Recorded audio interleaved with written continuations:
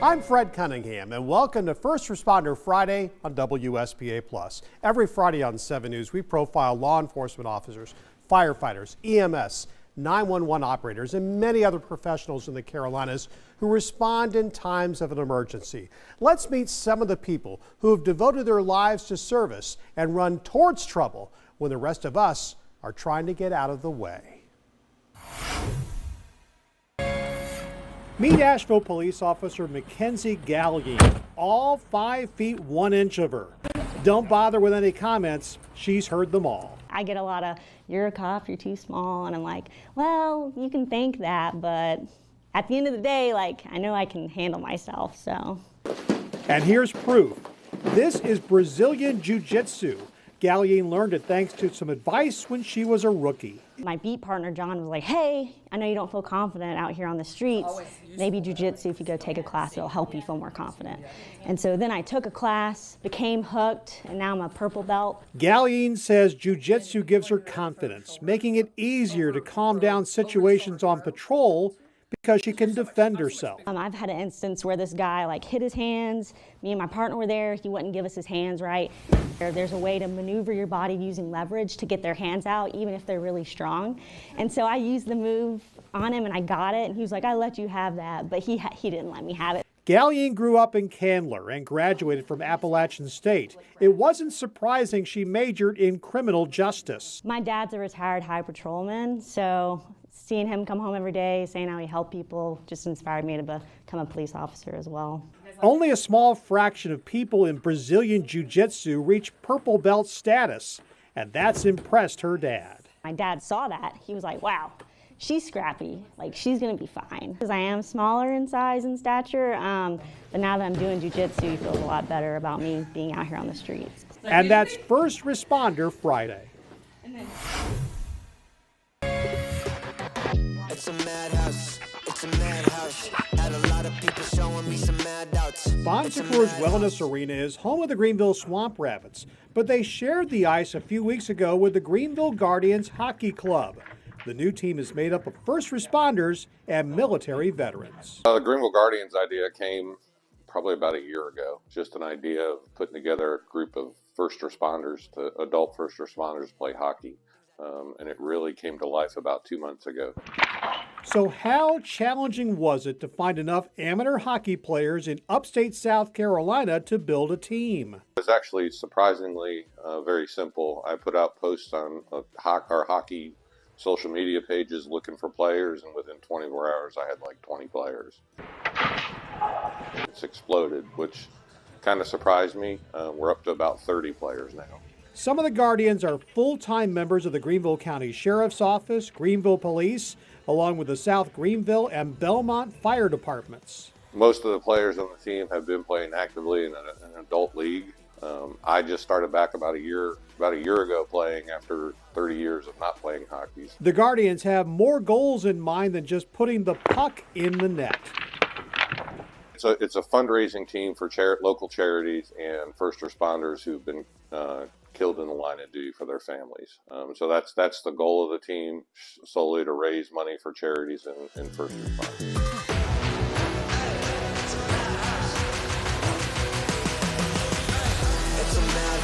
They also hope to build a fan following. You can keep up with the Greenville Guardians on the team's Facebook page. That's First Responder Friday. I'm Fred Cunningham, 7 News. No one knows their way around Spartanburg County better than Johnny Ravan. He's been working for the county for 50 years. I've built and replaced just about every bridge on our county roads. But nothing could prepare him for September 27th. I've never seen a storm like this hit the whole county, and it's hard. Me and the director, Travis Brown, we rode around that Friday, and we just checking things out, and we're looking at each other thinking, we're going to be months getting this cleaned up. So Spartanburg County roads and bridges went to work. 22 crews in all in 12-hour shifts. Old country boys that love to get out there and work. They know it's their job and they're there.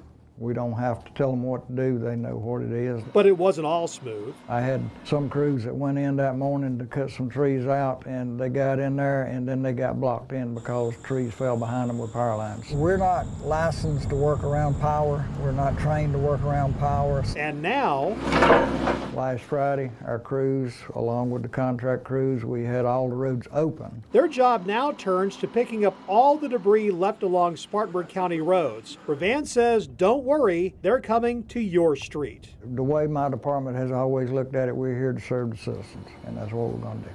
And that's First Responder Friday.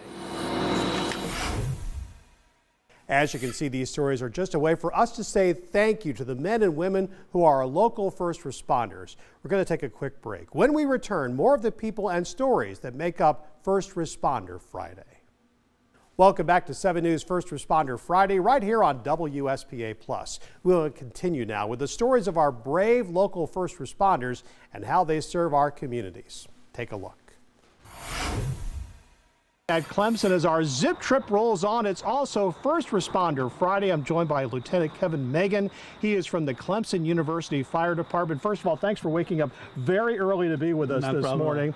You have an interesting department. I think people around here are very well aware that the Clemson University Fire Department covers the city of Clemson as well. That's correct. Cover the college itself, the city of Clemson, and then assist in the areas nearby. This is a very, very large department, a lot of stations, and I know you have a variety of things that you do for this community, and it's a community that kind of changes during the year because the students are now back as they're actually in class now, and then they disappear during the summer. Yeah. So this is the busy time of year, which a lot of us love. The summertime gets very, very quiet. You know, when they're gone, so we catch up on stuff, on training, things like that, but also it's just good to have them back, just the energy and the excitement. You have a community here that is just continues to grow all the time, and that's not going to slow down. You're keeping up with it. I know you've got equipment that's coming. I know it takes a while to get fire trucks and that kind of thing, and we are right next to Lake Hartwell right now, and I know that's another part of your department, obviously. Correct. So there's a new ladder truck coming in about, I want to say 6 to 8 months behind. Then there's a large rescue truck a year behind that. So that's for our Station 2 area. So there's the 2 stations, 3 groups of guys and girls. We're about 45 full-time members, and then add on student staff and things like that afterwards. And then, but we cover, we have everything from commercial buildings, residential homes, traffic, and then the lake. Yeah, so we cover all that. Any emergency or problem or situation we called for, we help with that. And then 7 or 8 Saturdays where it gets extremely busy. Very busy, yeah. Yes, it does. Yes, we do. Fortunately, not tomorrow. You got another week before you deal with that. That is correct. And then it's an 8 o'clock game, I believe, against App State. Well, Lieutenant Kevin Megan from the Clemson University Fire Department, thank you for being here. Thank you for everything you do for us. Thanks. No, it's fun. I was born in the middle of the war, my mom's family was massacred. I lived most of my childhood in the shelter. Greenville police officer Rami Kuzeli was born in Lebanon, where a civil war was fought during the first decade of his life. I kind of developed a sense of justice during that because I saw so much injustice. Kuzeli's father got him out of Lebanon when he was 21, so he could go to school in Switzerland. 5 years later, he found himself in the United States, working and managing hotels and 5-star resorts. I needed a change.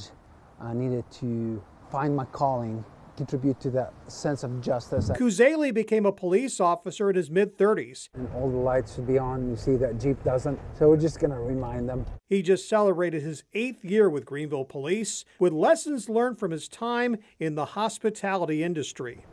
I think it gives you a perspective of, you see it a lot in the food industry where people are more self-centered, but when you come to the police, people are not really self-centered. They really need you. But this all started with a dream in Lebanon while surviving a civil war. I remember actually when there was a little bit of electricity watching Lassie.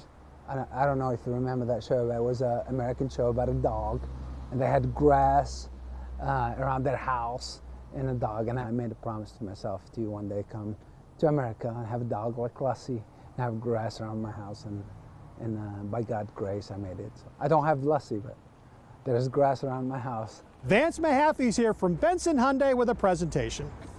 On behalf of Benson Hyundai and the entire Greenville community, we want to thank you for your service and what you do for each one of us. And here's a small token of our appreciation. Thank you very much. You're very welcome. And that is First Responder Friday. First Responder Friday, we're joined by Anderson County Sheriff's Office Sergeant Greg Carter. Thank you for being with us this morning. Yes, you are from Belton. Tell me a little bit about growing up here and what got you into law enforcement. This is my hometown. I was born and raised here. Shortly after high school, I enlisted in the Marines. After that, I actually started my career in law enforcement here in 1993. And still here in this general area, which is awesome. Tell me a little bit about what you do now. You mentioned being in the military, a lot of training to become a police officer, whatever agency, but with the Anderson County Sheriff's Office, training is still your job. Absolutely. Right now, I am currently the field training manager. We provide training to the entire office. We also provide training to the surrounding agencies. Our chief and sheriff have seen fit to invest in training, and we have one of the state-of-the-art facilities in the upstate where we train local agencies, state and federal agencies use our facilities, and it's where we get people ready to go to the academy. We have the pre-academy, which we do to send them to the academy, have them prepared, and we also have a post-academy that helps the trainees transition into life as a resident. Yeah, we saw a little bit of your training, you working physically with them to how to defend themselves, protect themselves, and what other kinds of training you're talking about? We do everything from de-escalation.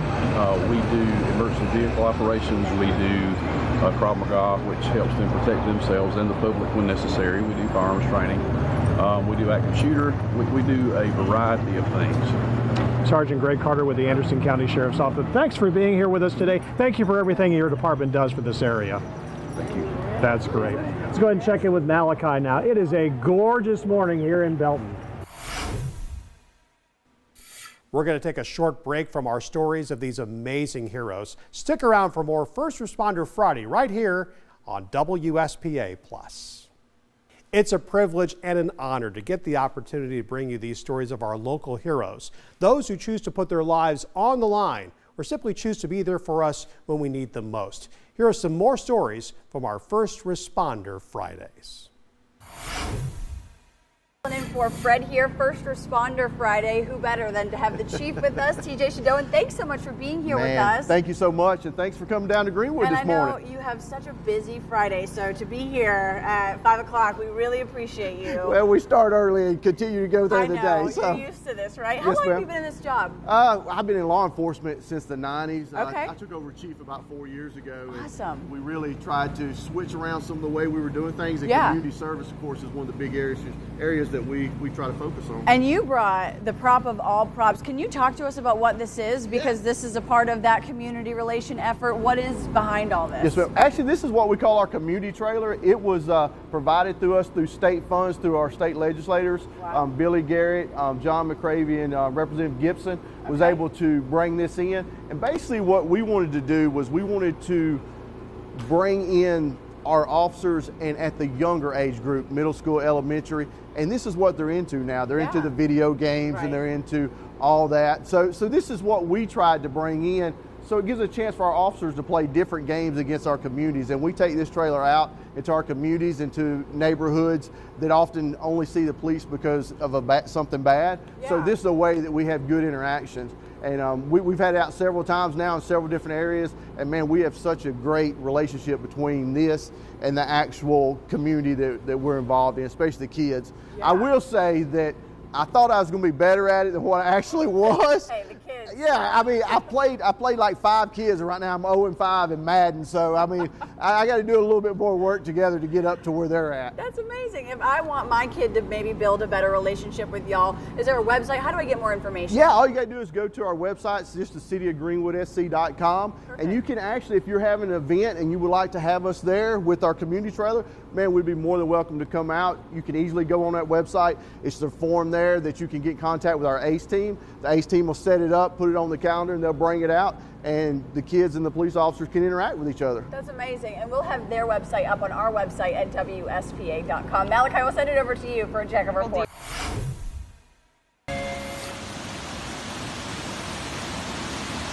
There was water coming from everywhere, and we were just staying ahead of it. Henderson County has a lot of resources in the individual fire departments, in EMS, in the rescue squad, and we're never taxed so that everyone's active at once. Toby Linville is the floodplain administrator for Henderson County. He knew their rescue team would face an unprecedented storm. Either one of these storms were devastating on their own, but 10 inches of rain on Thursday and then immediately 10 more inches of rain or more on Friday with the wind, the earth couldn't handle it. Let me give you an idea of just how bad the flooding was in Hendersonville after Helene. The water level came up to here. The rescue squad always sends a team down to Bat Cave for a hurricane because they can get cut off. There's basically 4 roads in there, and 1 tree down or 1 power line down shuts the road down. But this was a total shutdown. The Highway 64 bridge was gone. All the roads were gone, so we couldn't even respond as a normal response.